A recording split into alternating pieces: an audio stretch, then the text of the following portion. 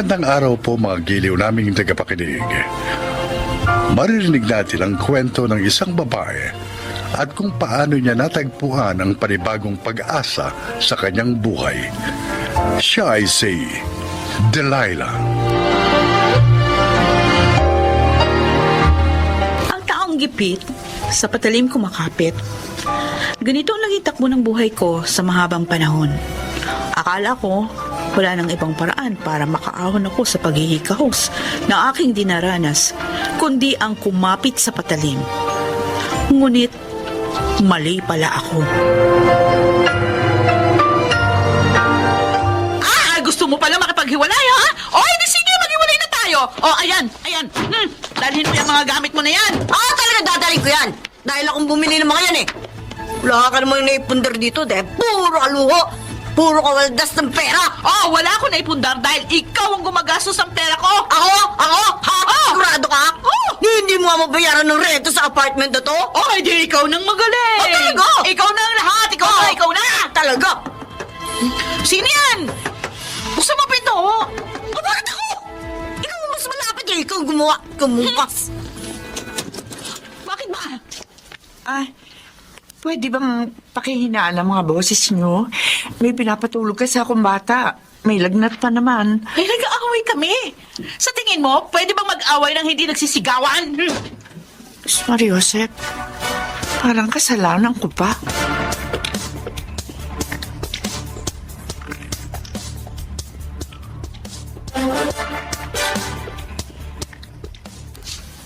Mukhang mali ang nilipatan nating apartment, Eden. Ay, umalis na kagabi yung karelasyon niya, Tomboy. Kaya mukhang tahimik na ngayon.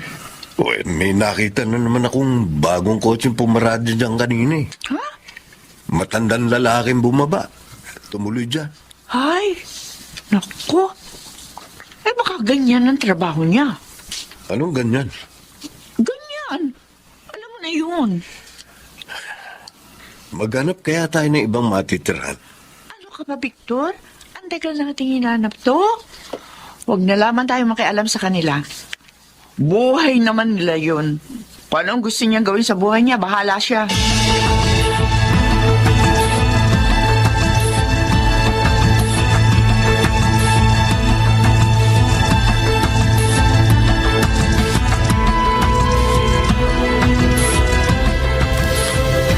Oh, yan ha. Budget mo yan sa isang buwan habang wala ako ha. Uy, saan ka ba kasi pupunta? Uuwi ka sa asawa mo. Oo, birthday ng anak ko ngayon kaya dapat naruroon ako. Bakit isang buwan? Magbabakasyon na rin ako. Nagbabakasyon ka. Tapos ako may iwang mag-isa dito sa apartment. Ikaw naman, oo. Wala naman akong magagawa eh. Alam mo naman ang sitwasyon natin, di ba? Hindi ba ako pwedeng sumama? Ah? Kahit doon na lang ako sa hotel tumuloy.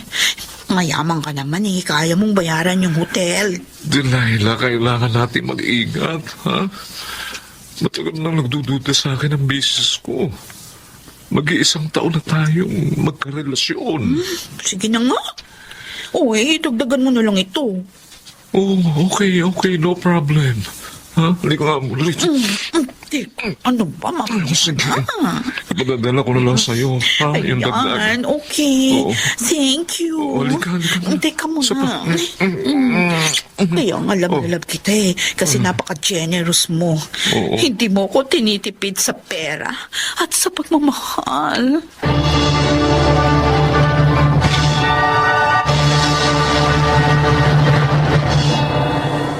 Alam ko, binigyan ka ng pera ng matandang yan eh. Akin na sabi. Ay, hindi nga siya nagbigay eh. Ba't bang kulit mo? Ay, aray ko. Akala mo ba pwede ka magsinungaling sa akin, ha? Ha?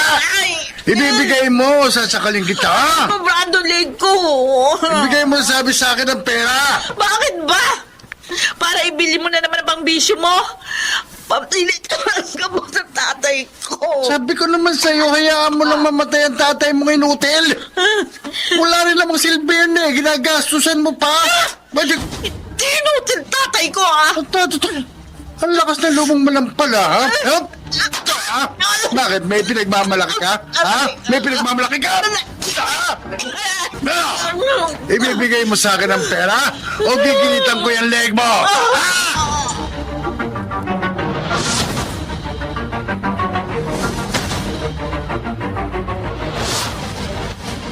Hello, Chang.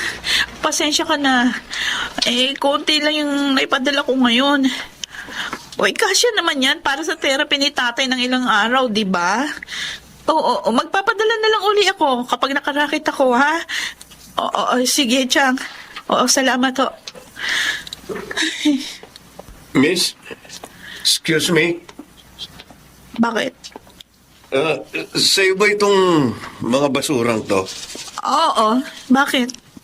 Medyo kasi nangangamoy na eh. Baka pwede... Gusto mo tapon? Oh, sure. No problem. Thank you. Ako pa talaga ang inutusang magtapon? Pambihira.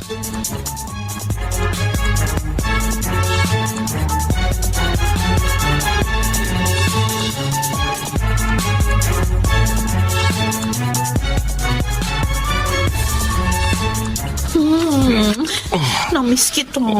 Namiss din kita, Delilah. Sabi mo isang buwan. Bakit? Pero matagal kang hindi bumisita dito. Isang buwan na. Hindi mo rin sinasagot yung mga tawag ko. Oo nga pala, no? Humigit ng isang buwan, ano? Sorry. Sumama kasi ang asawa ko rito. Kauwi lang nung isang araw. Ganun ba? Oo nga eh. Sorry. Teka, anong ginawa mo habang wala ako? O, di nintay kang bumalik. Hindi, yung iba. Hindi sasama nga sana ako sa mga kaibigan ko na isang linggo eh. Oh, bakit hindi? Kaya lang, wala naman akong pang-ambag. Kaya hindi na ako sumama. Niyaya nga nila ako sa susunod na linggo. Oh. Pero doon kami pupuntahan. Kaso sabi ko, nagtitipid ako. Uy, ano ka ba? Sumama ka. Sandali. Kalandi talaga. Ito, ayan. Ayan. Oo. Sumama ka sa kanila. Mag-enjoy ka, ha? Sayang. Bakit? Mas mag-enjoy sana ako kung kasama ka. Naku alam mo naman, may trabaho ko ha? Sige, next time tayong dalawa naman ang magliwaliw somewhere. Oo, sige, oo. Promise? Promise. Ay!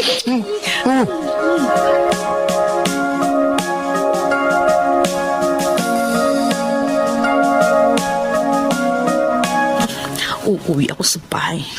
Total, malaki-laki itong binigay sa akin ni Mario. Para makita ko man lang ang tatay. Oh, tumatawag ang Chang. Si Chang. Ay, hello, Chang! Oh, ano? Ano sabi niyo? Patay na si tatay? Ay, hindi pwede, Chang. Pauwi ako dyan ngayon eh. Hindi siya pwede mamatay. Hindi pwede mamatay ang tatay ko. Tatay!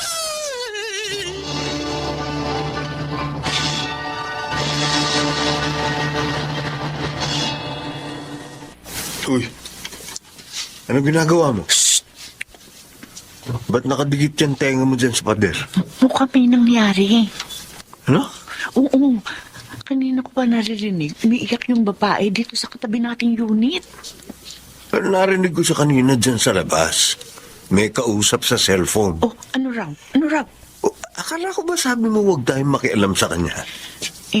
Victor, para kasi nakaawa ko sa kanya eh. Kapag nadadaanan niya ako minsan dito sa labas, pinagmamasdan ko siya. Para bang ang lungkot ng buhay niya. Namatay daw yung tatay eh. Ay, kaya pala. Kaya umalis ka na dyan. Magtitimpla ka pa ng gatas ni baby, di ba? Ay, oo nga pala.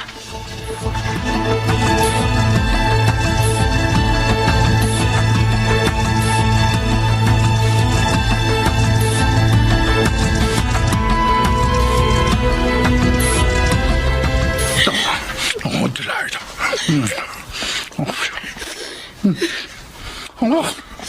Pusit naman oh. Kawalang gana ka naman eh. Bakit ka ba iyak na iyak? Tumigil ka! Nakakainit ka eh. Sabi ko, tumigil ka. Sige, patayin mo na lang ako. Ano?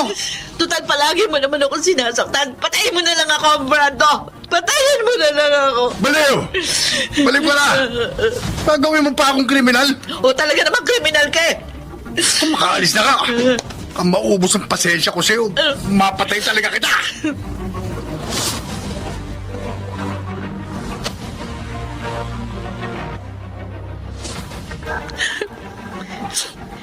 Si tatay na lang ang dahilan kung bakit ako nabubuhay.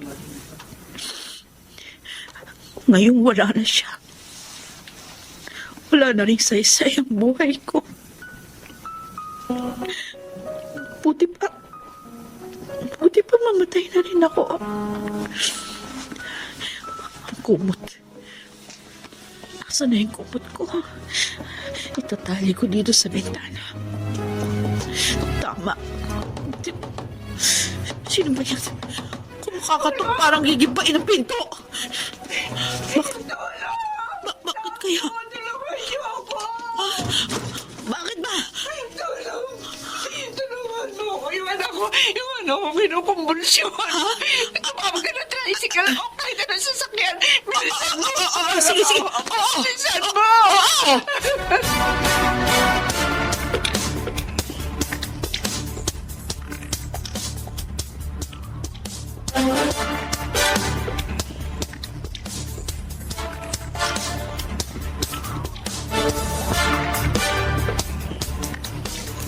Salamat po, Dok. Walang anuman po. Oh, ano, kumusta? Kumusta ng anak mo? Okay na. O, unang anak mo ba yan? Oo. First time kong makakita ng batang kinukumbulsyon. Kaya nataranta agad ako eh. Buti pinagbuksan mo agad ako ng pinto. Ay, teka. Ano ba yan dala mo? Kumot? Oo. Sorry ha, pati ikaw nataranta. Kung hindi siya kumatok kanina, wala na ako ngayon. Kumain ka na ba? Ah, Eh, tulog pa naman yung anak ko. O, obserbahan pa raw. Tara, kain muna tayo.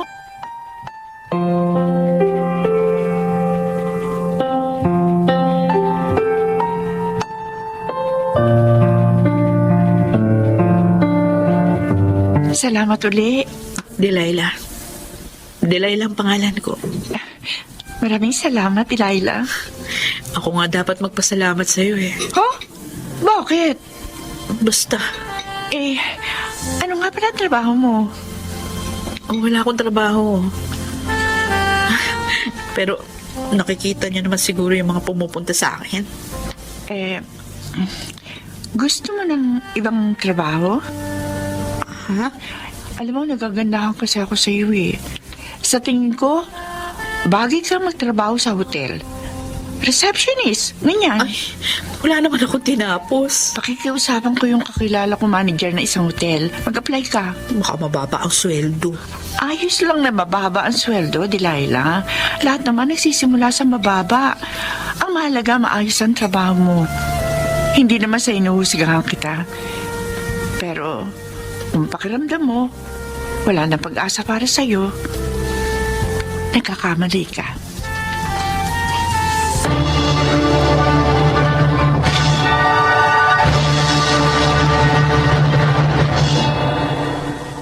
Kapag naaalala ko ang pangyayaring yun, natatawa ako. Madalas kong ikwento sa mga kakilala ko ngayon na minsan akong iniligtas ng katok sa pinto.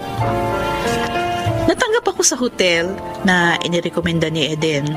At ngayon, mas maayos na ang aking buhay.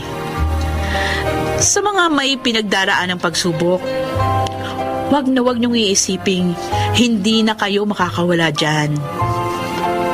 Ako po si Delilah. At ito, ang aking buhay. Hindi man natin makontrol ang mga dumarating sa ating pagsubok, palagi tayong binibigyan ng pagpipilian. Ang manatili sa pagkakalugmok o ang bumangon at hanapin ang pag-asa sa ating buhay. Mga nagsiganap, Susan Robles, Chiquit del Carmen Amor, Jun Ligaspi, Lionel Benjamin at Rosana Villegas sa papel na Delilah. Naglapat ng angkop na tunog Jerry Mutiao, sa musika Buboy Salonga. Superbisyong teknikal nila Eric Lucero at Bong Biar. Creative Consultant Phil Cruz. Production Assistant Anching Cruz. Ito'y mula sa panulat ni Rita Labanon. Sa direksyon nila June Martin Legaspi at Maynard Landicho Jr. Ito ang aking buhay.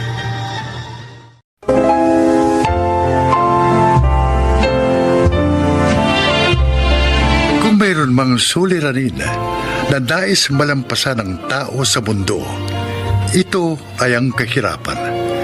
Sino ba naman ang may nais na laging iniisip kung saan kukunin ang pagkaing isusubo sa bibig? Mga kaibigan, narito ang kwento ng isang ulila. Siya ay si Luna. Mahirap ang maging mahirap. Nang magkasunod na mamatay ang aming mga magulang, lalong nagsanga-sanga ang mga problema namin sa buhay ng kapatid kong si Ella. Mas lalo pa yata kaming nabaon sa kahirapan. Araw-araw, hindi namin alam ng kapatid ko kung paano namin malalampasan kahit pa ang mabuhay lang sa isang araw. Hanggang humantong kami sa mga pansamantalang solusyon na kinapitan namin habang pilit na nilalabanan ang buhay.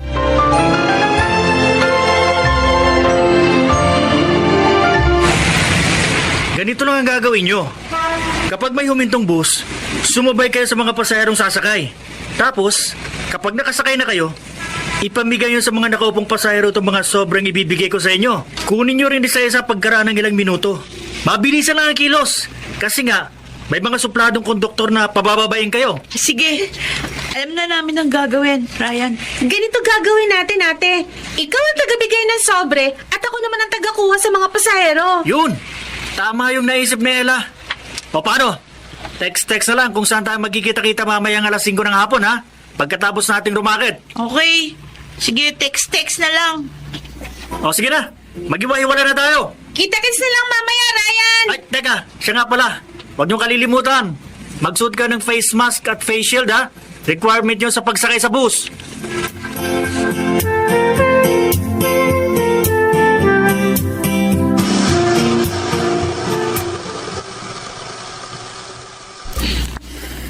Ate, ba't bigla kang napahinto sa pananay? May dinaramdam ka ba? Dadaling kita sa doktor. Hindi, wala naman. Wala, Cesar. Ewan ko ba? Bigla na lang kumabog ang dibdib ko na maalala ko yung magkapatid na Luna at Ella. Oo nga. Halos 5 taon na rin kasi mula nung magpunta tayo sa kanila. Nang magkasunod na mamatay ang tatay at nanay nila. Baka ikaw may kung anong dinaranas ang magkapatid at nangangailangan ng tulong. Mabuti pa, dalawin natin sila, ate. Total, matagal pa naman ang deadline ng mga purchased order mong ready to wear. Para na rin natin pahinga ang araw na pupunta tayo sa magkapatid. Yun nga naiisip ko, Cesar. At saka sabik na sabik din ako makita sila. O sige, bukas na bukas din. Mamimili tayo ng mga ipapasalubong sa kanila.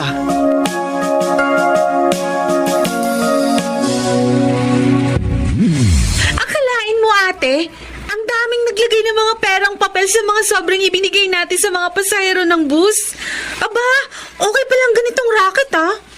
Alam mo, Ella, hindi pa rin tayo dapat masanay sa ganyang gawain. Huh? Panluloko yung ginagawa natin. Hindi naman tayo nag-aaral pero sinasabi natin sa mga pasahero na yun ay para sa ating pag-aaral. Yung hinihingi natin na limos sa kanila. Siguro, una at huling sama na natin ito kay Ryan. Ano ka ba, ate? Karirin na natin to. Hindi na tayo magugutom sa discarding to. Ang karirin natin kung paano tayo makakaiwas araw-araw sa panlalait ni Mang Frank. Ayan na, Nakita ko pa parating. Naku. Haharang na naman niya sa dadaanan natin. Ay! Magkapatid na musabok! Ate, anong gagawin natin? Basta pag sinabi ko sa'yo takbo, tumakbo ka na, ha? Oo, ate. Kung ganun, takbo na, Ella! Takbo! Mga patay gutom na to! Nilampasan lang ako! Mga bastos! Huwag niyo akong busitin dahil isang araw! Ipabubuldoser ko ang barong-barong niyo! Tingnan ko lang kung may magagawa kayo! Mga perwisyo sa mundo!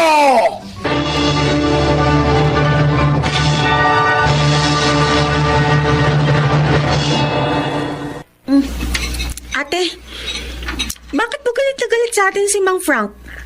Wala naman tayong ginagawang masama sa kanya eh. Bukod nga kasi sa talagang salbahe siyang tao, hindi nangyari yung gusto niyang bilhin kina Inay at Itay, yung lupa nating ito. Kesyo, masakit daw sa mata yung barong-barong. Panira daw sa harap ng kanyang malaking bahay. Kaya ba, piniperwisyo niya tayo? Gusto niya umalis tayo rito? Ganon? Oo. Para mapilitan tayong ibenta sa kanya ang lupang ito na naiwan ni na Inay at Itay. Siguro siya yung nambabato sa bubong natin sa kalagitnaan ng pagtulog natin sa ating gabi. Minsan pa nga sa madaling araw. Malamang. Dahil ganyan din yung kwento ni Inay nung nabubuhay pa sila ni Itay. Nagigising na lang daw sila sa mga balibag ng mga bato sa bubungan. Napakasalbahe nga pala ni Mang Frank. Pero baka nga matagal pa tayong magtiis sa mga pamimerwisyo niya dahil sabi ang mga taong salbahe raw, mahaba ang buhay.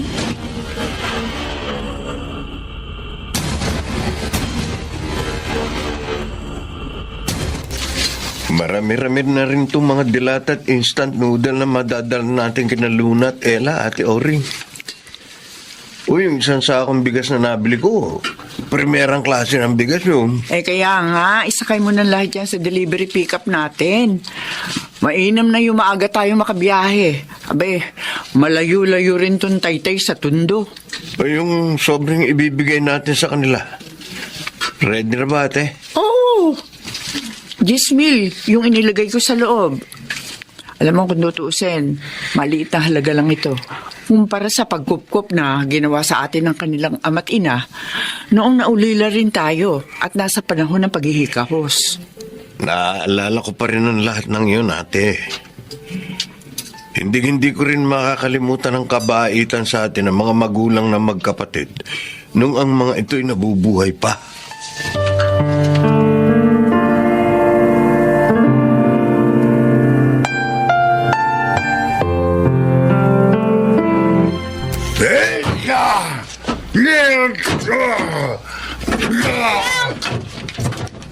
Ano ba problema? Bakit niyo ginigiba ang bakod namin? Dahil sa ganitong paraan ko lang maibubuhos ang galit ko sa barong-barong nyo na matagal ko nang gustong mawala sa harapan ng bahay ko. Siyempre, pati ko yung patay gutom at inutan nila magkapatid. Aba, masyado na po yata kayong lumalampas sa mga karapatan namin, Mang Frank. Una, wala kayong karapatang sirain ang pag-aari namin. Lalo na laitin ang aming pagkatao. Dahil kahit na nagugutom kami, hindi namin kayo piniperwisyo. Anong hindi piniperwisyo? Alam nyo bang hindi ako makapamuhay ng maayos kapag nakikita ko kayong labas-masok dyan sa barong-barong ninyo? Araw-araw naaalibad-baran ako sa mga pagmumukha ninyo. Kung nagagalit kayo ng walang dahilan, problema nyo na po yun. At kung galit man kayo sa inyong sarili, huwag nyo na kaming indamay. Wala naman kaming kinalaman sa galit nyo na inaalagaan dyan sa dibdib nyo. Masyado kayong madakdak. Basta gigibayin ko itong bakod nyo sa ayaw nyo sa gusto. Eto! Ibigay niyo na po yung ginagawa niyo, Mang Frank!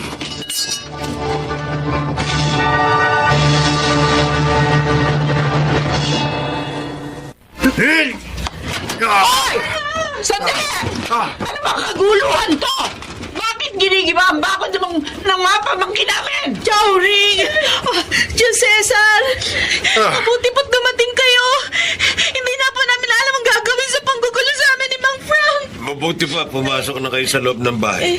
Kami na ni Ate Auring ang bahala sa matandang yan. Uy! May mga dumating na nga sa klolo. At kung hindi ako nagkakamali, ikaw si Auring. At ikaw naman si Cesar. Yung magkapatid na hampas lupang nakitira sa barong-barong na yan noon. Oo!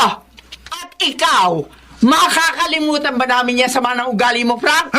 Noong mga panahon, nakikitira pa kami rito sa mga magulang ni na Luna at Ella, na kapag natapat kami riyan sa harap ng bahay mo, binubuhusan mo kami ng kaning baboy! Dahil mababaho kayo! Kaya suklam na suklam ako kapag dumadaan kayo sa harapan ng bahay ko. Eh hanggang ngayon, mukha pa rin kayong mababaho! Hindi pa rin pala talaga kayo nagbabago, Ma'am Frank. Hanggang ngayon, pangit pa rin kayo magsalita sa inyong kapwa. Kaya pala iniwan kayo ng pamilya nyo. Siguro sila man. Hindi rin masikmura ang mga salita nyo. Maya! Huwag mong mabanggit-banggit ang tungkol sa pamilya ko. Tama. Dahil katulad nyo, wala rin silang kwentang tao. Eh, ikaw ang walang kwentang tao, Frank! Nagkapera ka lamang sa Saudi? Nakapagpatayo ng bahay na bato? Pero tinrato mong busabos ang pamilya mo? Hindi mo lang maamin, na hindi ka masaya sa pag-iisa. Kung kaya pati buhay ng ibang tao, ginugulo mo!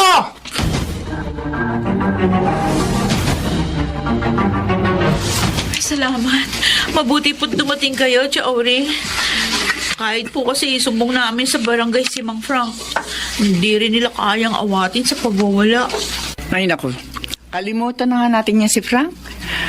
Kaya kami nagawi rito, para ihatid sa inyo mga dilatang ito. Saka yung isang sakong bigas. Wow! Oh, tsaka ito. Kunin niyo magkapatid ang sobrang ito. Ay, Para sa inyo talaga yan. Ang dami naman po nito, Tia Auring. Tapos, may pera pa po. Maliit na bagay lang yan. Kung ikukumpara sa ginawang pagkupkup sa amin ng mga magulang nyo nung sila'y nabubuhay pa. Oh, tama. Saka bukod sa mga yan, may isa pa kaming sorpresa sa inyo ni ate. Di ba ate? ano pong sorpresa yon? Kahit kasi may pandemya, abay lumalakas pa rin yung purchase orders namin ng mga ready to wear. Lalo na yung sa mga pambata. Naisip ko, turuan kayo magkapatid na manahin ng mga shorts at sando para magkaroon kayo ng permanenteng pagkukunan na isabubuhay. Opo. Kaya po namin matutong manahi. Opo. Gusto po namin. O sige, pansamantala, yung lumang makina ko muna ang gagamitin niyo sa pag-aaral sa pananahe, ha? At kapag sanay na kayo, yung electric sewing machine ang gagamitin niyo. At kapag natuto na kayo ng gusto, abay kayo na ang gagawa ng mga purchase orders para sa mga pambatang shorts at sando. Tia Auring, maraming salamat po. Huwalog po kayo ng langit sa amin.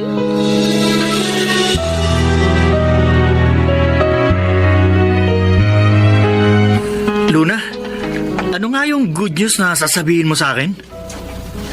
Ha? Kasi nga, nangangailangan si Tia Auring ng pahinante para sa delivery ng kanilang mga ready to wear. Inirekomenda ka namin ni Ella. Sa linggo, babalik dito si Tia Auring. Kaya kailangan maaga pa lang nandito ka na, ha? Uy, na-excite naman ako sa sinabi mo, Luna. Ibig sabihin, hindi na ako mamamalimos sa mga pasahero sa bus. Hindi na tayo mamamalimos ni na Ella, Ryan.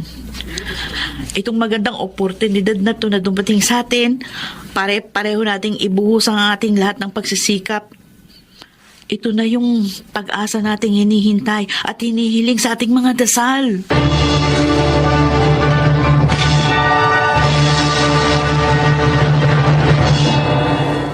Hanggang ngayon, hindi pa rin ako makapaniwala sa magagandang bagay na dumating sa buhay namin ni Ella.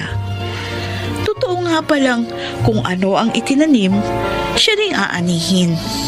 At kami ang umani sa kabutihang itinanim ng aming mga magulang kina Tia Auring at Tio Cesar. Sa kasalukuyan, sa amin ay pinagkakatiwala ni Tia Auring ang kanyang mga purchased order ng mga damit pambata. Kung kaya, naipaayos na rin namin ang aming tinitirhan. At si Mang Frank, Unti-unti na ring binago ng paglipas ng mga araw ang kanyang mga negatibong pag-uugali.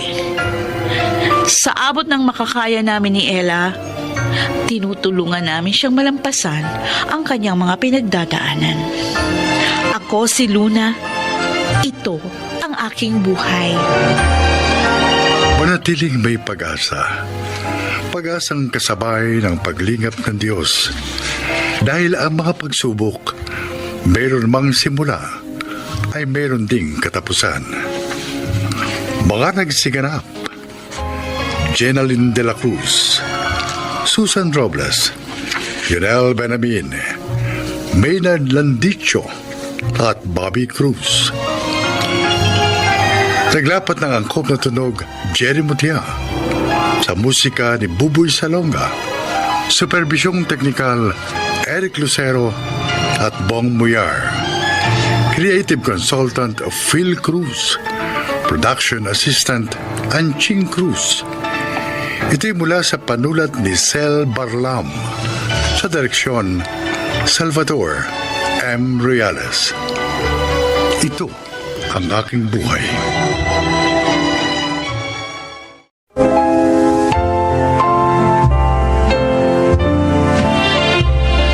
Mga kaibigan, narito po ang isang binibini na maglalahad sa atin ng kanyang kasaysayan upang kapulutan ang aral sa buhay. Siya po ay si Dolly.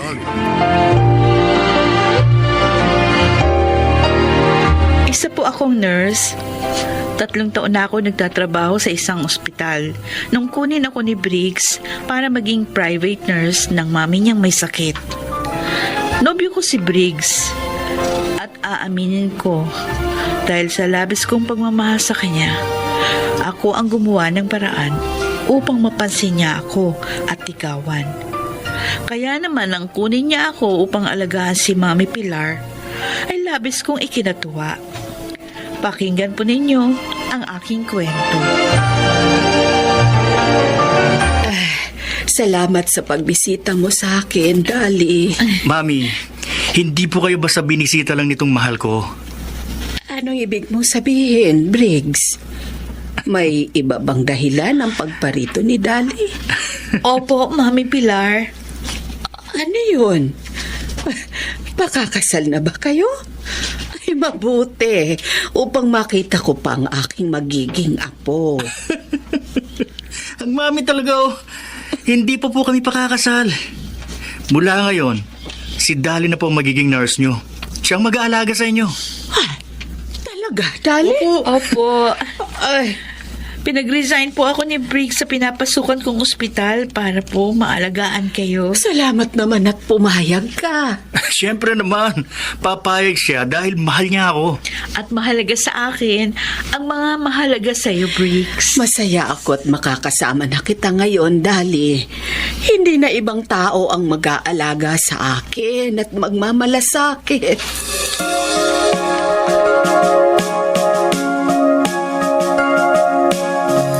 Wow, talagang piyesta tayo ngayon, paring Briggs. Man, Ang dami nating iinumin at pulutan. sabi ko naman sa iyo, Dave, di ba?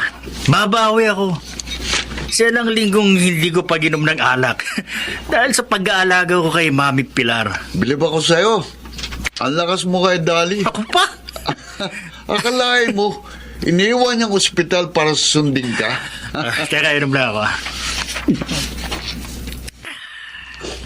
Alam mo, pare, mas malaki kasing pinapasweldo ko sa kanya sa pag-aalaga niya kay Mami Pilar. At palagi pa niya ako makikita at makakasama. Alam mo naman, patay na patay sa akin ang babaeng yun. Anong plano mo ngayong nasa inyo na si Dali? Ay, ano pa? Eh di yung sinabi ko sa'yo. Talagang itutuloy mo yun? Natural! Alam mo, ako lang dapat magmana ng kayamanin ni Mami Pilar. Ako lang. Bagay, kahit ako lumagay sa katayuan mo, hindi rin ako papayag na magkaroon ng kahati sa mamanahin ko. Teka, alam na ba yun ni Dali? Sasabihin ko pa lang. Pero sigurado naman ako papayag yun. Dahil hawak ko ang puso niya.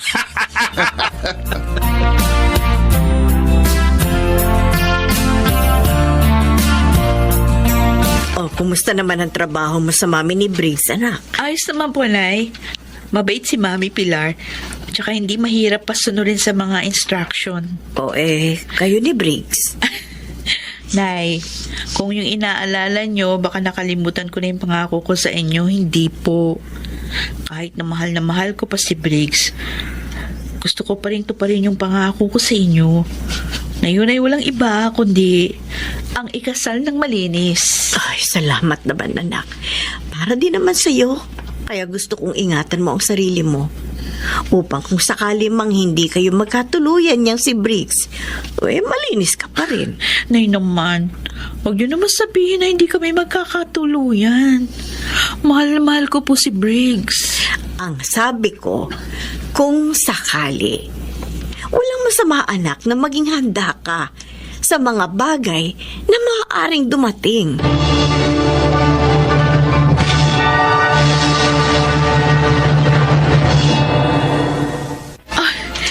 Ang gandang kwintas nito, Briggs.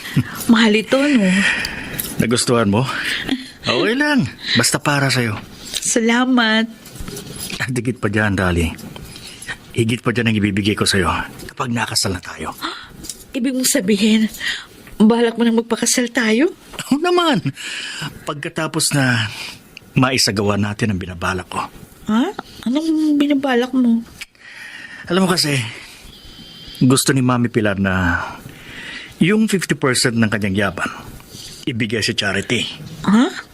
Sinabi niya sa akin yun, kaya nalaman ko. At yun ang ayoko mangyari. O anong gagawin mo? Kailangan mo wala na siya. Habang hindi pa niya na ipapagawa sa abogado ang gusto niya. Ano? Gusto mong mawala ang sarili mong ina? Makinig ka, ha? Alam mo, hindi ko sa tunay na ina. Ampun niya lang ako. Matandang dalaga si Mami Pilar. At 10 taon ako nun nang ampunin niya ako. Ano? Kaya okay lang sa akin. Kahit mawala pa siya. Briggs! Madali lang naman ang gagawin natin, di ba? Ha? Teka. Eto. Itong boteng nakikita mo. O anong laman yan? Ito yung iahalo mo sa pagkain ni Mami. Para unti-unti siyang manghila. Akong gagawa? Siyempre! Sino ba naman? Di ba ikaw ang nurse niya eh? Pero, nabawasan ko nito ang konti dahil napainom ko na sa kanya yung iba. Kaya nga, medyo mahina na siya ngayon. Dali, tulungan mo na ako. Para din naman sa atin to eh. Kapag nakuha ko ng lahat ng yaman ni Mami, mabibigyan kita ng ingranding kasal at isang maginhawang buhay. Hindi naman ako naghahangad ng ingranding kasal. Kahit simpleng buhay at kasal lang, okay na yun sa akin. Basta kasama lang kita. At isa pa, masama yung gusto mong gawin. Kasalanan yun. Eh, ayoko naman ng ganong buhay lang, Dali. Ang gusto ko, marangyang buhay ang maibigay ko sa'yo. Pati na sa mga magiging mga anak natin. Kaya sige na, pumayag ka na. Pero, yun ay kung talagang mahal mo ako. Gagawin mo ang sinabi ko.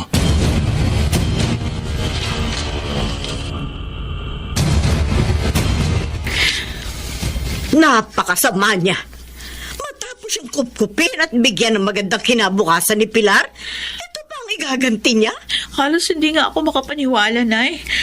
Na ganito kasama yung lalaking minahal ko. Baligtad ng ugali niya sa maganda niyang muka. Wala siyang kwentang tao. Layuan mo na siya, anak. Pero inay, mahal ko po siya. Mahal na mahal ko. Kaya handa kang gawin ang gusto niya, ganun ba? Anak naman, matakot ka sa Diyos.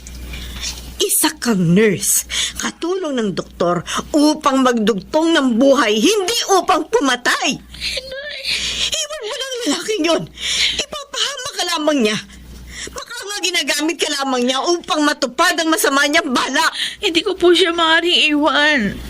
Dali! Kawawa si Mami Pilar.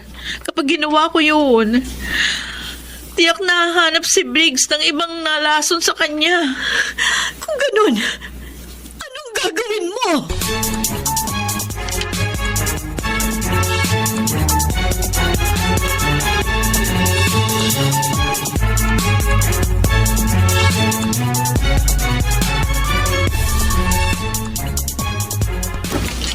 Ayon sa pagsusuri, lason nga ang laman ng boteng ito, Dali. Oh, Diyos ko. Kung gusto mong tulungan ng mami ng nobyo mo, kailangan ipaalam mo sa kanyang katotohanan para maingatan din niya ang kanyang sarili, lalo na pag wala ka sa bahay nila. Oh, Doc Jimwell. Kailangan sabihin mo rin ito sa kinauukulan.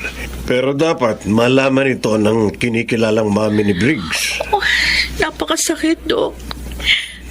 Bakit ganito pang lalaking una kong minahal? Siguro, hindi talaga siya para sa iyo. Magpasalamat ka na rin na habang maaga, nalaman mo ang tunay niyang ugali at makapagliligtas ka pa ng isang nilikhang wala namang kasalanan.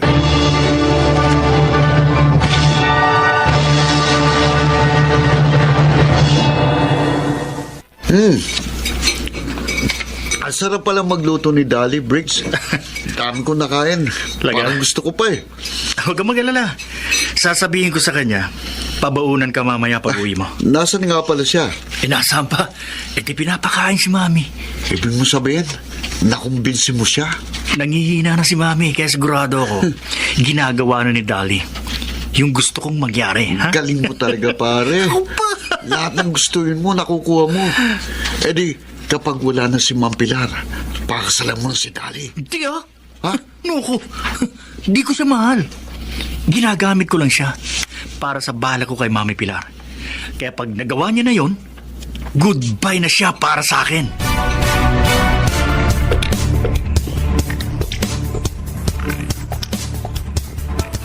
Bakit ganon, Dali? Akala ko ba nangihina na si Mami? Bakit ang makita ko sa kanina, parang lalo siyang lumakas? I'm sorry, Briggs. Pero hindi ko kayang gawin yung gusto mo. Ano sinabi mo? Ulitin mo nga! Hindi ko kayang gawin. Ang iniutos mo, lasunin ko ang babaeng umampon at nagpala sa'yo. Walang hiya ka! Pinaniwala mo akong susundin mo ako. Yung pala, niloko ba lang ako, ha? Tama na yan! Itigil mo na ang pananakit kay Dali. Mami Pilar, nakakatayo na kayo? Oo, dahil pinagaling ako ni Dali. At matagal ko na ring alam ang maitim mong balak. Mami, Isa kang ahas, Briggs. Matapos kitang kupkupin, pagpabalakan mo pa akong patayin. magpapaliwanag po ako. Sige na, Mamang Polis. Hulihin niyo na ang lalaking ito. Sir, hindi. Huwag po. Ayoko. Hindi ako sasama sa inyo. Ayoko!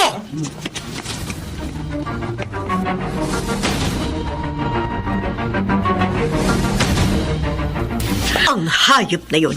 Sinaktan ka pa. Hayaan niyo na siya, Inay. Total nakakulong na siya. Pasensya ka na sa mga nangyari, Dali. Okay lang po yan, Mami Pilar. Basta importante, ligtas kayo. Pero nasasaktan at nalulungkot ako. Dahil ngayon, mag-isa na lang ako. Huwag kang mag-alala. Madalas ka naming dadalawin ni Dali. Hindi kaya maaaring dumito na lang kayo? Po?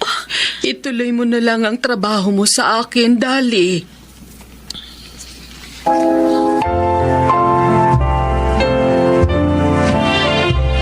Akala ko, makakasama na uli kita sa ospital. Hindi pa rin pala. Gusto kasi ni Mami Pilar na magtrabaho pa rin ako sa kanya. Sa bagay, okay yun. Mag-isa na siya at matanda na. Talagang kailangan na niya ng tapat na makakasama. At ikaw yun, Dali.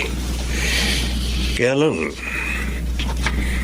baka hindi mo makalimutan dito si Briggs. Wala na siya sa puso ko, Doc Jimwell.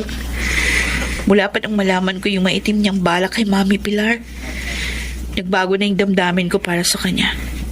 Lalo pang nawala ang pagmamahal na yun nung marinig ko yung usap-usapan nila ng kaibigan niya si Dave. Salamat naman. Ngayon, may chance na ako. Ha? Anong ibig mo sabihin, Doc Jimwell? Noon pa, May damdamin na ako sa iyo, Dali. Pero dahil may boyfriend ka na, inilihim ko na lang ito. Pero ngayong wala na kayo, wala na rin makapipigil sa akin para bigyang laya ang damdamin ko sa iyo.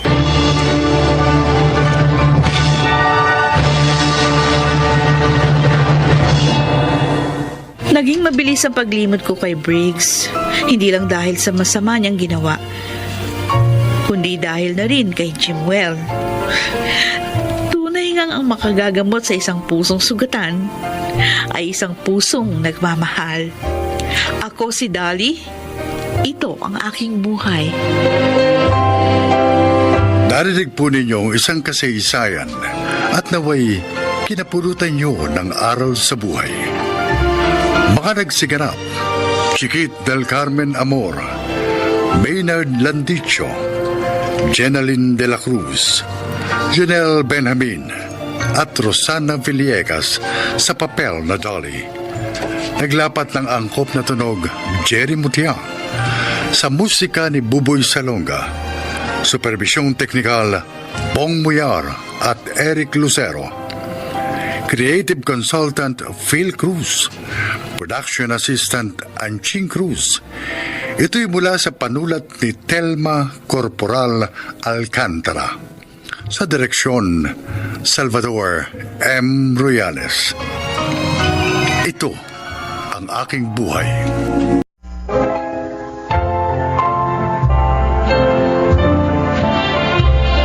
Magandang araw po mga giliw namin tagapakinig. Maririnig natin ang paglalakad ng isang individual na matagal na nagkubli sa maskarang punong-puno ng kasinungalingan. Siya si Errol.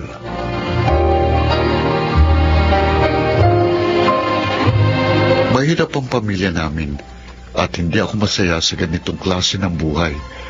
Mula nang bata pa ako, palagi kong tinatanong ang mga magulang ko, pati ang sarili ko, kung bakit ipinanganak ako sa pamilyang isang kahig isang tuka. Subalit, kahit gaano ko kamuhian ang pagiging mahirap, higit mahirap baybayin ang landas patungo sa mas marangyang buhay. Ano, sige lang, order lang kayo, sagot ko. Ayos ka talaga, pare. Bilib na talaga ako sa'yo. Mula noon hanggang ngayon, hindi ka nagbabago. Napakagalante mo. Kung ano-anong sinasabi mo eh. Mabuti pa, tawagin mo yung waiter para maka-order tayo ng additional bucket. Oo nga naman, Al. Una. Ako na naman ang nautusan nyo eh. Steph, are you all right? Yeah, nag-enjoy ako. Thanks for inviting me, Errol. Sana nga hindi itong una tuwing beses na sasama ka sa mga lakad naming magbabarkada. Oo naman. Masaya akong kasama kayo. Ay nako, Steph. Huwag ka kagad magbababola rito sa kaibigan mo to. Nako, matinig to. Al, sinisiraan mo na naman ako. Mag-ingat ka lang sa kanya, Steph. Alam mo naman ng mga lalaki may itsura na, mayaman pa. Walang hindi kayang gawin yan para sa pag-ibig. Magkaibigan lang naman kami ni Errol eh. Kaya huwag kayong mag-alala. Anong sabi mo, Steph? Magkaibigan lang kayo? Kala ko nililigawan ka ni Aaron. Sa sweldo mo lang, wala ka na kaagad pera, Errol? Ako na pinagluloko mo, ha? Sakit ng ulo ko. Inuuna mo na naman yung mga barkada mo, ano? Inubos mo na naman yung pera mo sa panlilibre ng mga barkada mo. Tama ako, di ba? Ma, pwede ba ang aga-aga naman ho? Alas 10 na ng umaga, hindi na maaga. Oo, eto. Kunin mo na at lumabas ka muna ng tong kwarto ko. Eto. Magkano ito? 500? Hindi nga ito makakabayad ng 50% ng bayarin natin sa kuryente. Pagdamutan nyo na yan, ma. Wala na akong iba niyan. Ubus na. Ay, nako. Wala ka talagang pag-asa. Wala kang pag-asa.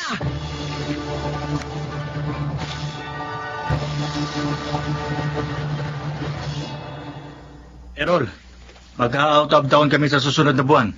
O ano, sasama ka ba? Sama ka na, Aaron. Sama mo uli yung nililigawan mong dalaga. Nililigawan mo pa ba yun hanggang ngayon? O nawalan na siya ng interes sa'yo? Muntik na sana ako masira sa kanya dahil sa inyo eh.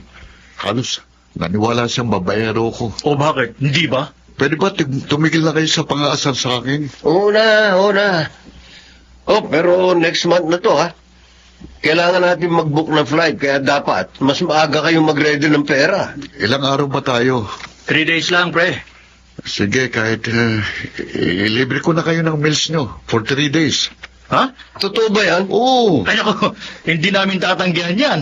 Sino bang ayaw ng libre?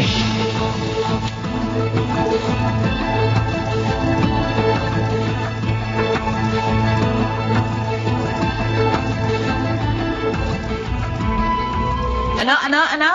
Magkano ka mangutangin mo, Errol? Ate, alam kong narinig mo ko. Paano mo babayaran yung ganito kalaking halaga, ano? Approve na yung loan ko sa company, kaya mababayaran na kita. Naku, may utang ka pa nga sa akin last year. Hindi na nga lang kita siningil kasi alam ko, ikaw din yung gumagastos ng mga pangailangan sa bahay. Pero malaking halaga yun, ha? Alam mo, hindi naman sa maramot ako, no? Kaya lang nagiging realistic lang ako. Kaya mo bang bayaran yung inuutang mo? Siyempre naman. Sus. Uutang ba ako kung di ko kayang bayaran? Uy, madalas mo naman ginagawa yan eh. Ang alin? Ang mangutang na mangutang, tapos hindi naman binabayaran. Ate, Sabihin mo muna sa akin kung saan ka pupunta at kung anong gagawin mo, bakit ka mag-out of town para mapautang kita.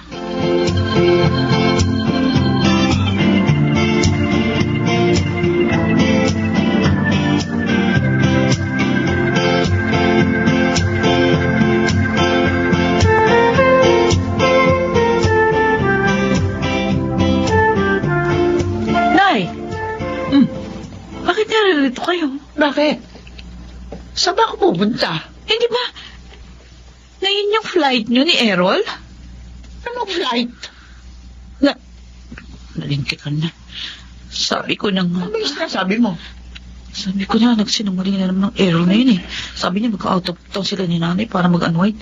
Kaya ako pinautang. O bakit ka ba naparito, Remy? Nay, binisita lang kita. Remy, O, bakit? sa Errol, may bisyo siguro ang damuhong yun. Ha? Palaging wala pera eh.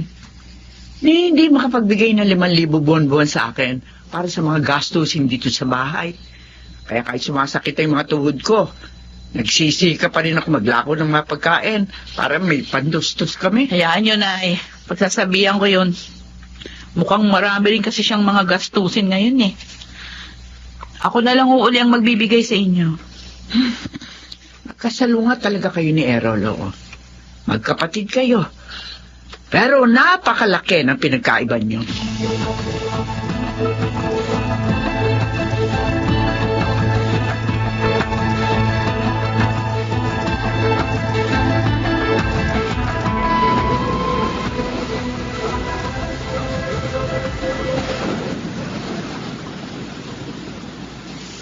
Salamat sa meal, Errol. don't mention it, Esther. Ay, siya nga pala. Hindi ka pa nagkukwento sa akin. Nangalin. Ano ba ang trabaho ng mga parents mo? Si Dad, patay na, matagal na eh. Si Mom naman, may minamanage na business namin. Talaga? Anong business niya? Ha? Baka kilala siya ni Mama. Sa food industry. Oh, you mean? May sarili kayong resto? Oo. Wow! O bakit hindi tayo doon kumain minsan? Ha? Kasi nagsasawa na ako sa mga pagkain sa amin eh, kaya mas gusto ko sa iba na lang kumain. Sa bagay. Since pareho tayong busog, tara. Sundan natin si Naal sa Kabali. Andun sila naglalakad-lakad. Sure. Sige.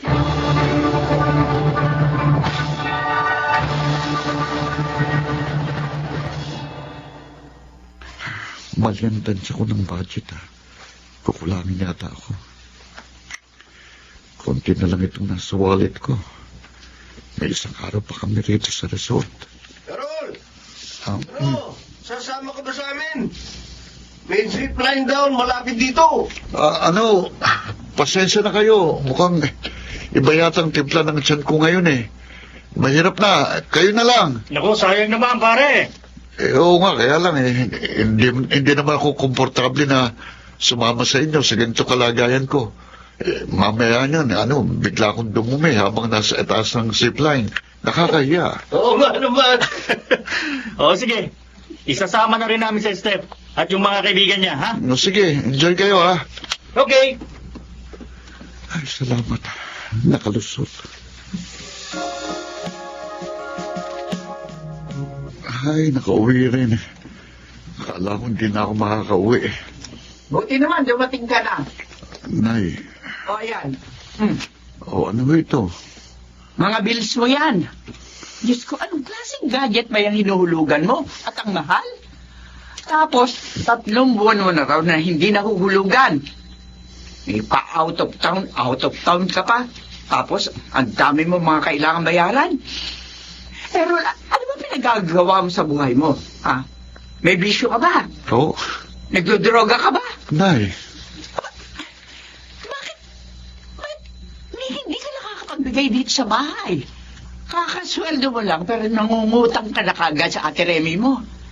Saan ba naman napupunta yung kakarampot mong sweldo, ha, Errol? Nay, huwag mo na itong problemahin. Ako nang bahala sa mga ito. Sagutin mo muna ako. Kung sasabihin ko sa inyo, may magagawa ba kayo? Ano? Kahit sabihin ko sa inyo, wala na kayong magagawa, Nay, dahil mahirap tayo. Pobre tayo. Isang kahig, isang tuka. At para makahanap ako ng mga kaibigan, para maging ina ko sa mga kaibigan ko, kailangan ko magpanggap bilang ibang tao para lamang matanggap nila ako. Kasi kung sasabihin ko sa kanilang totoo na pobre tayo, tiyak na hindi nila ako ituturing na kaibigan. Anong Kaya sinabi? kahit mabaon ako sa utang, gagawin ko. Kaysa naman ipaalam sa mga tao sa paligid ko na galing ako sa pamilyang wala man lang posisyon sa lipunan. Magpapanggap na lang ako. Kaysa naman aminin ko na anak ako ng mag-asawang wala man lang narating sa buhay. Paano mong na-atim na sabihin niya na Nay, kahit galito ang pamilya natin, kahit mahirap tayo, tiniyak namin ang yumaumong ama na mapalaki kayo sa pamamagitan ng tapat na pamamaraan. Nagsikap kami para maitaguyod kayo. At kahit kailan, hindi kami nahiya ipagsigawan sa buong mundo na hindi kami mayaman. Dahil ang mahalaga, wala kaming inaapakan tao. Hindi kami nagnanakaw. Hindi namin kayo pinakakain mula sa masama. Ngayon sabihin mo, sino ang mas nakakahiya? Kami ng tatay mo na matapat? O ikaw na mapagpanggap? Anong sabi niyo, Nay? Ilang araw nang hindi kumakain si Errol ng maayos? Ay, ikaw na nga ako mausap yan, Remy. Pagod na ako sa kapatid kong yan. Ewan ko ba? Kasapian yata yun ang kakaibang espiritu. O sige, Nay. Akong kakausap. Errol. Hoy. Ba't ka ba nagmumukmok? hayaan mo lang ako. Ano ko? Nag-aalala sa'yo si nanay. Gusto ko lang maglaho. Wala akong mukhang ihaharap kay nanay. Pati sa mga kaibigan ko. Kahit magkulong ka pa dito maghapon at magdamag, hindi ka maglalaho. Ang dapat mong gawin, ha? Humingi ka ng tawad kay nanay. At simula ngayon, magpakatotoo ka na. Wala namang masama sa pagiging mahirap.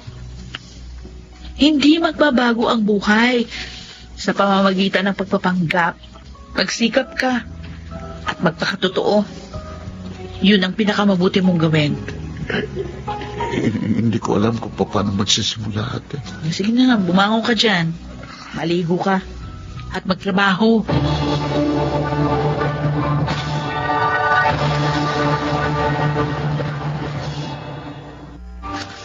Madalas, ang bundok na pinakamahirap akyatin ay ang ating sarili. ang ating sariling panguhusga sa ating katayuan sa buhay at ang ating sariling pagtingin sa ating pagkatao. Nagpapasalamat ako, kahit mahirap, nagawa kong lagpasan ang hamon yon dahil natutuhan kong tanggapin kung sino at kung ano ko. Ako po si Errol at ito ang aking buhay.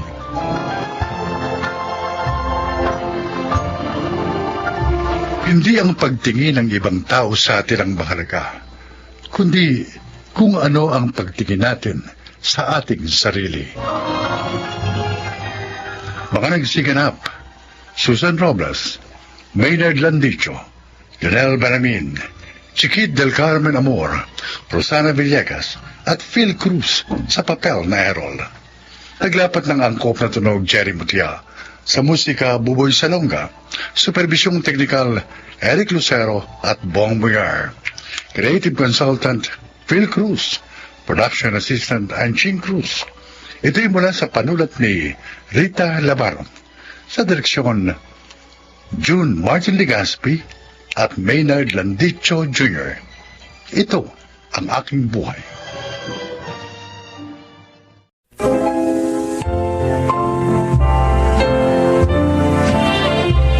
Magandang araw po mga giliw naming tagapakinig. Ngayong araw na ito, maririnig natin ang paglalakad ng isang anak na minsang minaliit ang sakripisyo ng kanyang ina para sa kanilang pamilya. Siya ay si Andrea. Lumaki ako sa broken family. Aaminin ko, mas close ako sa aking papa. Pero dahil may pamilya siyang iba, kaya napilitan akong tumira kasama sina mama at ang bunso kong kapatid. Kung hindi nag-aaway, madalas hindi kami nagkikibuan ni mama. Siya kasi ang sinisisi ko kung bakit iniwan kami ni papa. Anong oras na, Andrea? Uwi pa ba to ng isang matinong estudyante? Ang pag-uwi ko, binabantayan mo. Pero kahapon, tinitext kita dahil kailangan mo umattend sa meeting sa school. Wala ka naman, nasa trabaho ka. Hindi mo maiwan ang trabaho mo. Ang trabaho ko naman ngayon ang babalikan mo. Kinausap ko na kahapon ng tita mo para umattend sa meeting. Pero ayaw mo. Dahil nga nananadya ka. Magulang nga kasi ang kailangan umattend doon, ma. Eh kung nagsabi ka ng maaga na hindi ka pupunta, eh di sana si papa na lang ang sinabihan ko. Ang papa mo? Ha? Bakit? Kailan ka ba binigyan ng oras ang papa mo, ha? Eh, hindi nga siya nagbibigay ng pantuition mo? Si papa na naman ang mali. Siya na naman ang palalabasin mo may pagkukulang. At least, si papa, kahit hindi ako binibigyan ng pera, kapag kailangan ko ng kausap, kahit 10 oras na ng gabi, pinupuntahan ako. Eh, ikaw, puro ka trabaho. Tama na. Tama na. Bakit? Nasasaktan kayo? Totoo naman ah. Puro trabaho, puro pera, lagi nalang pinagyayabang na mapera. Para lang ipakita kay papa na hindi siya kawalan sa pamilyang ito. Eh pues, isaksak mo sa baga mo ang pera mo. Hoy! Andrea! Aray ko. Nagdilim bigla ang paningin ko. Atakihin ako sa puso sa batang nito. Nag-away na naman kayo ng mama mo?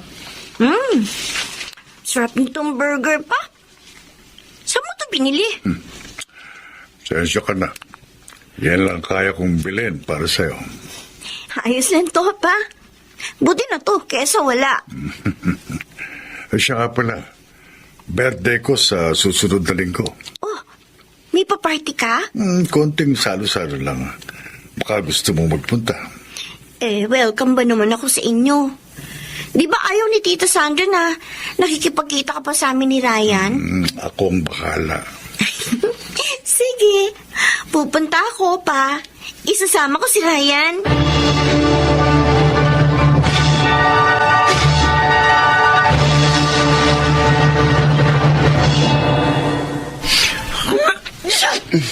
Ma, Kanina ka pa bahing ng bahing ah.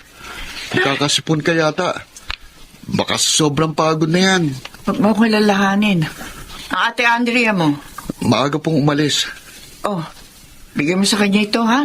Allowance niya yan. Ma, kapag pwede ka naman magpahinga, magpahinga ka. Naabuso mo ng masyadong katawan mo. Oo. Kung magtrabaho ka, parang wala ng umaga. Ayos naman kami ni ate. Hindi naman kami nagkukulang. Ayokong makaranas kayo ng hirap. Ang gusto ko kahit mag-isa lang ako naghahanap buhay, anak, na ibibigay ko sa inyo lahat ang pangangailangan nyo. Pero hindi pa rin niya na-appreciate ni ate.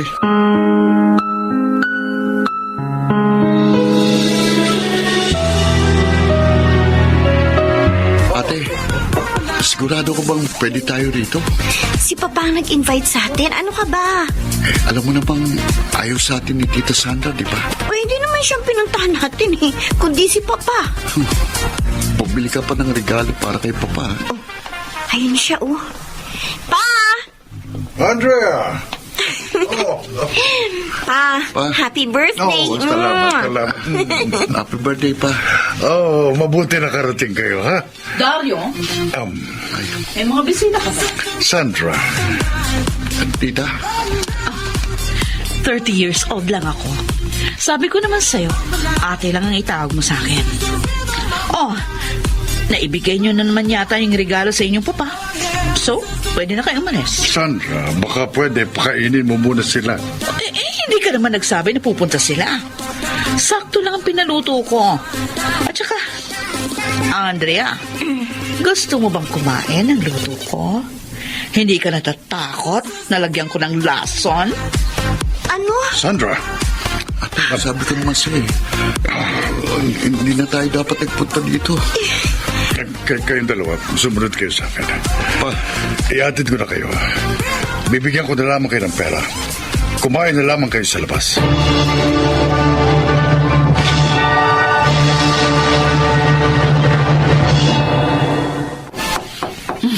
Sandali lang. Lloyda? Anong ginagawa Walang niya. Aray ka! Bukang hindi man Kapal na mukha mo. Inagaw mo na nga yung asawa ko sa mga anak ko.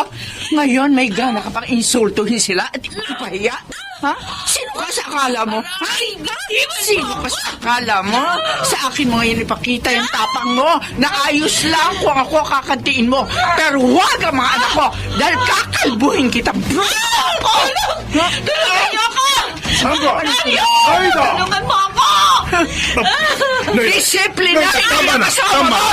Ano tama na? Tama na! Dahil sa oras sa insultuhin niya ula mga anak ko, sasakli ko yan at baka hindi mo na maabot ang buhayan. Ang kapal ng mukha mo. Ito ang sasabihin ko sa iyo, ha? Wala kang pwedeng ipagmalaki dahil kahit bali-balik ka rin ang mundo, kabit ka pa rin!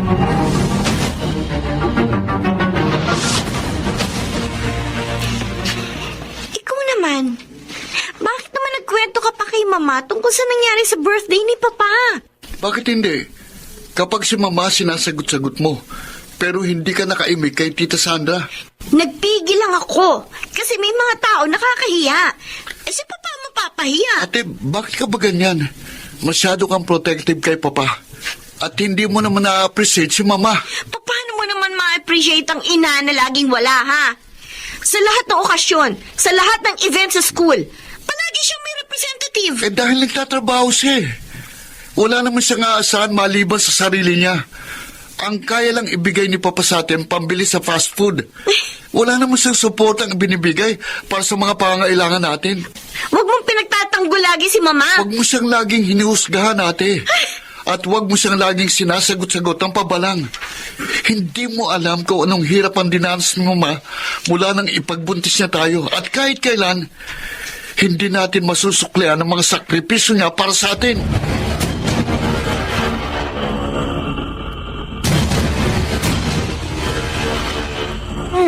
Tagal naman ng sasakyan.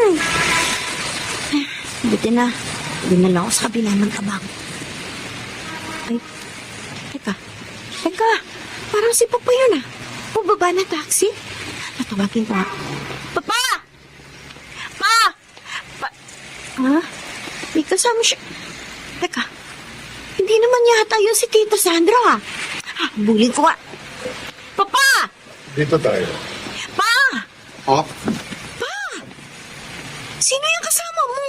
Bakit akbay-akbay mo siya? Andrea, kasi ano, Huwag mo sabing...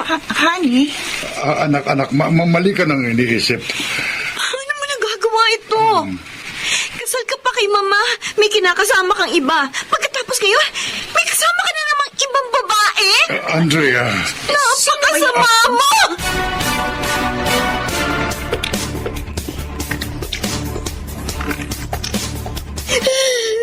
Sige, iiyak mo yan. Ilabas mo lahat ng sama ng loob mo. Pinagtatanggol ko pa siya sa lahat. Tapos totoo pala. Totoo pala. Siya ang sumira ng pamilya namin. Sana hindi na lang ako ipinanganak sa pamilyang ito, Kuya Ted. Sana hindi na lang sila ang mga magulang ko. Huwag kang magsasalita ng ganyan. Ang kailangan mong gawin ngayon, tanggapin na talagang hindi na mabubuo ang pamilya niyo. At matuto ka rin i-appreciate ang mama mo. Ang daming ginagawang mabuti para sa inyo si Auntie. Parehas lang kayo ni Ryan na sinasabi eh. Magpinsan kami. Pero Andrea, ibaba mo rin ng konti ang pride mo. Hindi lang ikaw ang nahihirapan sa sitwasyong ito. Tandaan mo yan.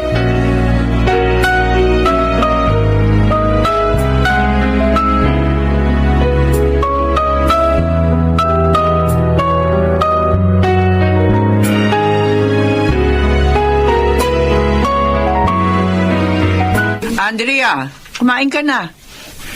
Nilagang baka niluto ko. Paborito mo yan, di ba?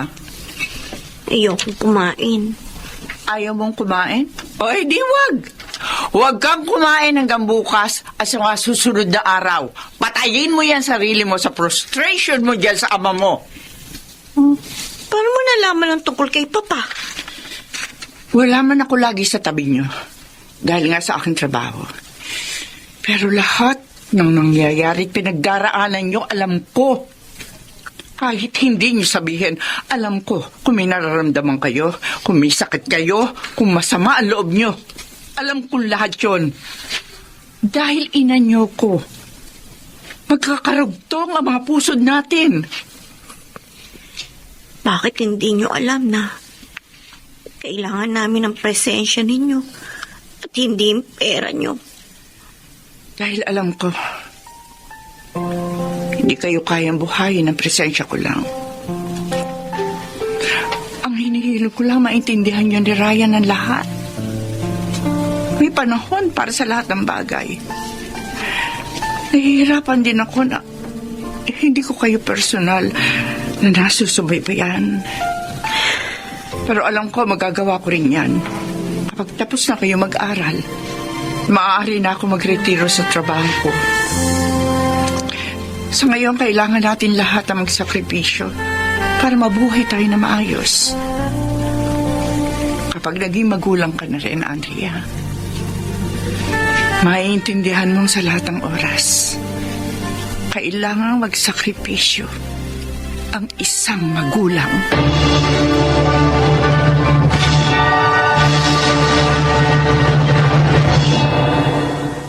Hindi pa rin naman kami super close ni Mama ngayon. Pero mas nauunawaan ko na siya. Tama naman siya. Kung pipiliin niya makasama kami palagi, hindi niya maibibigay sa amin ang magandang kinabukasang nais niya para sa amin. Sa mga anak na ang mga ina ay career woman, sana ay wag tayong maging self-centered. Unawain natin sila. Dahil kahit wala sila palagi sa tabi natin, tiyak, tayo naman ang dahilan ng kanilang pagsisikap. Ako si Andrea, at ito ang aking buhay.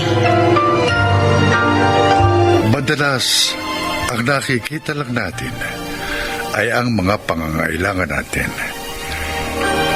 Pero ang kwento ni Andrea ay isang patunay na minsan kailangan din nating bigyang pansin ang mga sakripisyo ng ating mga magulang. Mga nagsiganap: Susan Robles, Bobby Cruz, Rosana Villegas, Junel Benjamin, at Chiquit del Carmen Amor sa papel na Andrea. Naglapat ng angkop na tunog Jerry Mutia, sa musika ni Buboy Salonga, supervisyong teknikal Eric Lucero at Bong Muyar, creative consultant Phil Cruz, production assistant Anching Cruz. Ito'y mula sa panulat ni Rita Labaron, sa direksyon Salvador M. Ruiales. Ito ang aking buhay.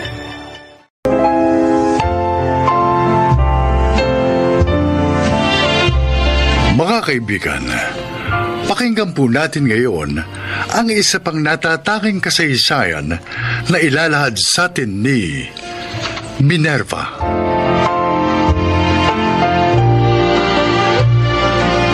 Ang pag-abandona sa amin ng taong kasama kong sumumpa sa harap ng altar sa hirap at kinhawa ang nagbigay sa akin ng dahilan upang higit pang magsikap at patunayang may mabuting kinabukasan na naghihintay anuman ang mga sakripisyong haharapin ko, alang-alang sa kapakanan ng aking mga anak. Dahil para sa akin, hindi hadlang ang kabiguan para ipagpatuloy ang buhay. Ang kapal din talaga ng mukha niya, asawa mo, no, Minerva.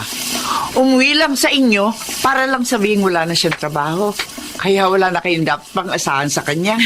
Akala ko kasi niya, nagpapasasa kaming mag-iina sa maliit na halagang halos limusin pa namin sa kanya. Alam mo kung ako sa'yo, guguluhin ko sila ng kirida niya. Gawin mong impyerno ang buhay nila. Aling Siling, sa halip po na sayangin ko yung oras ko sa kanila, maghahanap na lang ako ng mga paraan kung paano kami mabubuhay ng mga anak ko. Naiinis lang kasi ako sa ginawa ng asawa mo eh. Dinagdagan pa niya yung mga batang lumalaki na walang amang nakikita. Ang mahalaga ho sa akin ngayon, buo pa rin kami ng mga anak ko. Ipadadama ko sa kanila na walang mababago sa kanilang buhay sa ginawang pagtalikod sa amin ng kanilang ama. Pero ako, sinusumpa ko yung asawa mo na sana danasin niya lahat ng hirap kasama ng kirida niya. Akala ba nila magkakaroon sila ng katahimikan ng isip sa pagsasama nila ng immoral?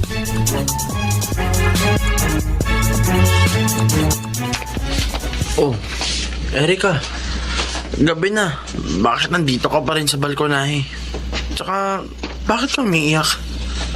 Kasi mahihinto na tayo sa pag-aaral, kuya. Teka, bakit naman pumasok sa isip mo yan? Nagpunta kasi dito si Itay kahapon. Sabi niya kay Inay, wala na raw siyang may bibigay sa atin kahit 5. Ang mabuti pa, ha? Kaysa mag-isip ka ng kung ano-ano, pumasok ka na sa loob. Tara na, matulog ka na. Ayoko mahinto sa pag-aaral, kuya. Basta ayoko. Ganito na lang. Ano man ang nangyayari sa pagitan ni na Inay at Itay, huwag mo nang problemahin. Basta ako, ipinangangako ko sa'yo, hindi ka matitigil sa pag-aaral. Kahit hanggang college pa, makakatapos ka. Okay? Bakit kasi iniwan tayo ni Itay? Hindi na ba tayo mahalaga sa kanya? Ano bang naging kasalanan natin sa kanya? Kuya. Kahit ako, hindi ko rin alam ang dahilan, Erika. Pero tulad ni Inay, kailangan nating maging matatag. Kailangan nating maging malakas para sa isa't isa sa susunod pang mga araw.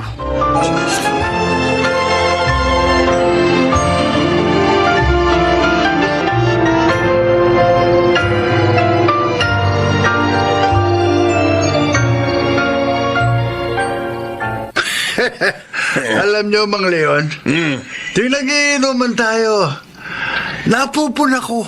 Ang lalagkit ng titig nyo kay Aling Minerva kapag dumadaan dito sa harapan natin. May asim pa kasi yung loko kahit nagkaanak na ng dalawa. O ito mo, swabe pa rin ang hubog ng katawan. Pati imbay ng balakang nakapanggigigil Yung ganyang iniwan ng asawang masarap ligawan, di ba, Mang Leon? Ako? Manliligaw? Wala sa bokabularyo ko manligaw, Diego. Mabuti pa yung man-rape. Yun lang. Mukhang mahihirapan kayong kunin si Aling Minerva. Mukhang hindi basta-basta isusuko ang kanyang banderang pula. Uubra ba siya sa kademonyoan ko? Ako pa? Kung ano ang gusto ko, nakukuha ko. Kung kailangan idaan ko siya sa santong paspasan, gagawin ko.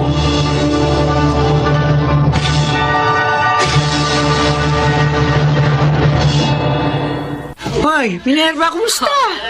Naubos ba lahat yung ginawa mo mga itlog na maalat? Ay, naku, kinulang pa ho, Aling Siling. Meron kasing isang mabait at mayaman na customer. Pinakyaw lahat yung tinda ko. Kasi daw ay masarap dahil naglalangis nga yung pula ng itlog. Ayan tuloy, walang nabiling iba kong mga suki. Abay, dapat pala dagdagan mo pa ang paggawa. Hayaan mo, ha? Itong susunod na paggawa mo, tutulungan kita. Ay, maraming salamat ho, Aling Siling. Naunahan nyo lang ako pero talaga ho hihingin ko ang inyong tulong. Abay, alam mo, may alam akong bilihan ng mga itlog ng itik. Oh? Siguradong bago at malalaki yung mga tinda nilang itlog. Kaya tsak na magaganda rin ang mapoproduce mong itlog na maalat. Talaga? Oo! Ay, totoo. Alam nyo, sakto naghahanap talaga ako ng magandang klase ng itlog ng itik na mabibili. At ako malaking tulong ho na meron pala kayong alam na mabibilhan natin. Ay, siya. Total, maaga ka naman nakaubos ng paninda. Halika! Puntahan natin yung tindahan sinasabi ko sa iyo. Mag-tricycle na lamang tayo para mas mabilis tayo makarating doon.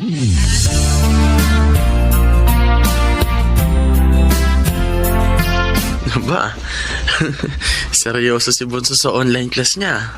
Nakalapit na ako't lahat-lahat, hindi pa rin ako napapansin. Ay, kuya, nandiyan ka na pala.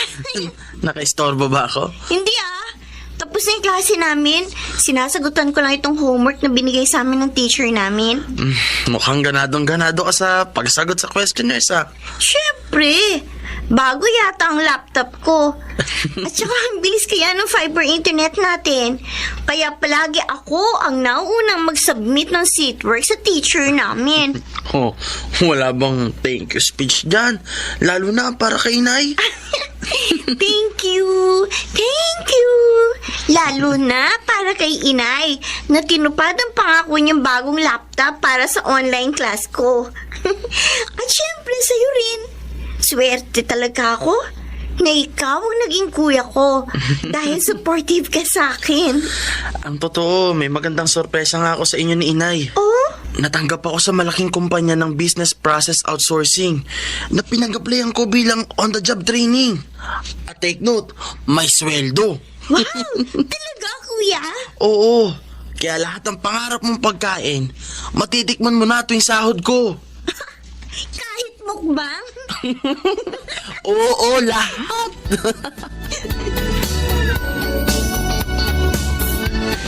Minerva, Ay, Mang Leon, kayo ho pala. ginagabi ka yata. Marami ho kasi kong inasikaso sa tindahan. Sige ho, nagmamadali ako Hinihintay na ako ng mga anak ko sa bahay. Sandali, ako man kanina pa kita hinihintay na dumaan dito sa dilim. Sabik na ako sa iyo. Hindi ko na mapapalampas ang gabing ito na hindi kita Bitiwan niyo ko! Bitiwan niyo ko! Pagsasawaan mo na kita bago kita bitiwan. Ano ba? Alam ko gusto mo rin ito Ayaw mo akong bitiwan, ha? Tigil mo yan! Lalo ka malilintikan sa akin. Kayong malilintikan sa akin! Tama na!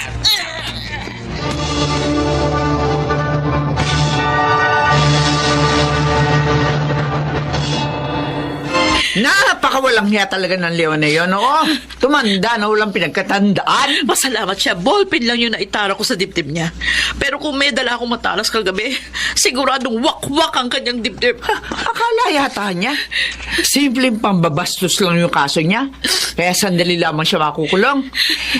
Attempted rape ang kaso niya. Kaya magbibilang siya ng taon sa kulungan. Ganun ba kaliit ang tingin niya sa akin, Aling Siling? Dahil ba sa iniwan ako ng asawa ko? Pwede na akong bastos-bastusin.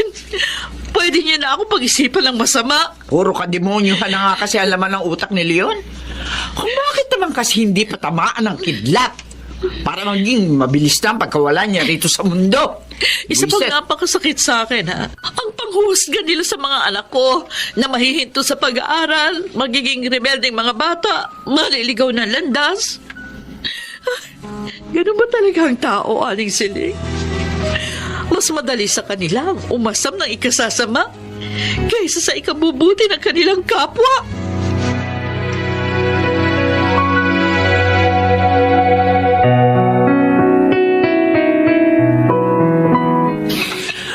Totoo po, Nay. Tayo po ang gusto makabili ng may-ari ng bahay na nasa kanto ng palengke. Oo, anak. May-ari rin ng tindahang inuupahan ninyo sa ibaba yun, di ba? Oo, kasi nga, sa Amerika na rin maninirahan yung mag-asamang doktor na may-ari ng bahay. Naayos na nilang lahat yung mga papeles nila sa pagtira doon. Ang nakakatuwa pa, kung hindi daw natin kayang bayaran ng biglaan kahit na 2 bigay, wala daw problema yun sa kanila. Ang bait nila. Siguro po kasi matatag na po ang mga profesyon nila. Mas hangad nilang makatutulong sa kapwa. Para sa akin, sadyang mapagmalasakit silang mga tao, anak. Taglay nila ang mga katangian ng isang mabuting tao. Mapalad tayo. May natagpuan tayong makakatulad nila.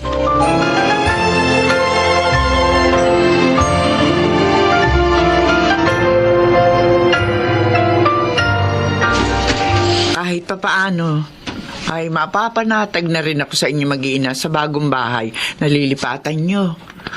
Abay, mas magkakaroon kayo ng katiwasayan doon kaysa rito sa looban.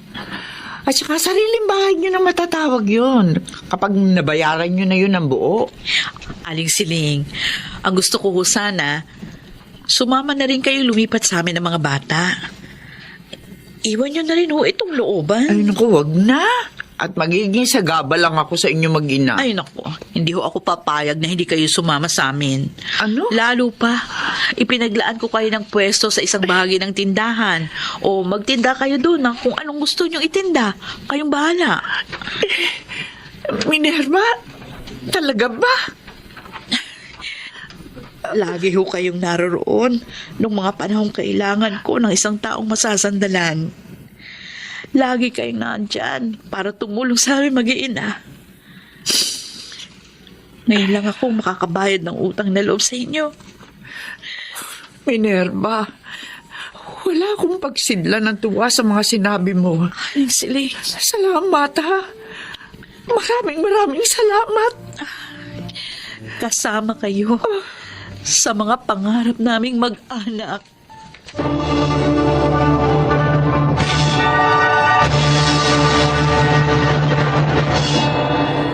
Hindi ko na malaya ng mabilis na paglipas ng panahon, kasabay ng mabibigat na suliraning akala ko wala nang katapusan. Nagising na lang ako isang araw na nalampasan na pala naming mag-iina ang lahat ng hirap. Natapos ni Jeric ang kanyang kursong computer science. At ngayon, isa ng regular tester sa malaking kumpanya ng BPO, kung saan din siya nag-OJT. Si Erica, kasalukuyang kumukuha ng kursong pre-med dahil pangarap niyang maging doktor. Ako si Minerva. Ito ang aking buhay. Doble ang bigat ng responsibilidad na nakaatang sa balikat ng isang solong magulang. Bagamat sa mga pagsubok na kanyang kinakaharap, ay ang magandang balita ng kalakasan at karunungang magmumula sa ating nag-iisang may likha. Mga nagsiganap, Susan Robles, Chiquit del Carmen Amor, Angelo Alcantara, Leonel Benjamin, Bobby Cruz, at Rosana Villegas sa papel na Minerva.